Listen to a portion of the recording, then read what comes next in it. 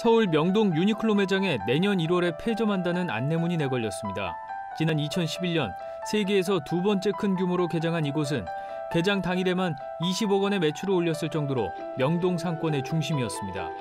하지만 일본 불매 운동에 코로나19 여파로 매출이 급감했고 결국 문을 닫기로 한 겁니다. 한때는 긴 줄을 서야 했던 글로벌 패션 브랜드 H&M의 국내 1호 명동 매장도 개점 10년 만인 지난달 말 철수했습니다. 연말이면 사람들로 북적이던 명동은 주말인데도 한산할 정도입니다. 연말 분위기가 작년 같은 경우에 많이 났는데 지금은 조금 느끼기 힘들 정도로 거의 없다고 생각하고요.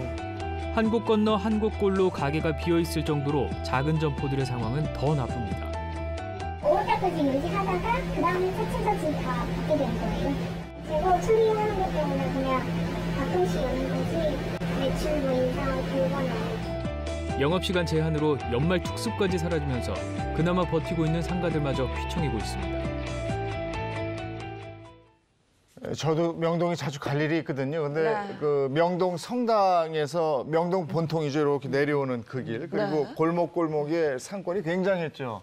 근데 요즘에 가보면 정말 썰렁합니다. 근데 제가 방송한 지 31년 됐는데요. 작년까지 30년 차에 모든 오프닝을 따면 명동에 가서 다 하거나 인터뷰 거기서 다 했거든요. 근데 올해는 한 번인가 두 번 가봤는데 거의 사람이 없을 정도로 왜 개미새끼 한 마리 없나 그런 정도의 느낌이니까 굉장히 심각한 거죠.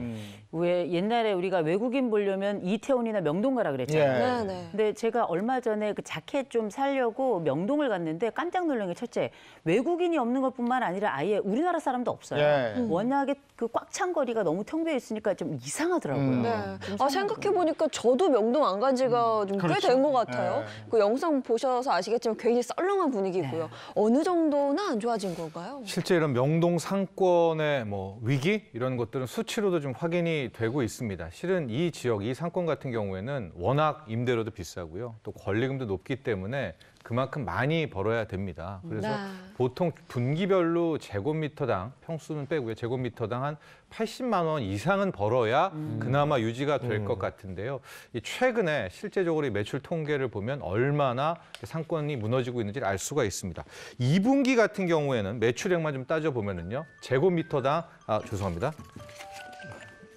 제곱미터당 한 37만 원, 38만 원 정도가 나왔었거든요. 근데 최근 3분기를 보면 13만 원대로 완전히 급감을 했습니다. 그러니까 평소에 한 60만 원에서 80만 원대랑 비교를 해본다면 반토막도 아니라 거의 지금 3분의 1 토막이 나는 그런 상황이 된 거죠.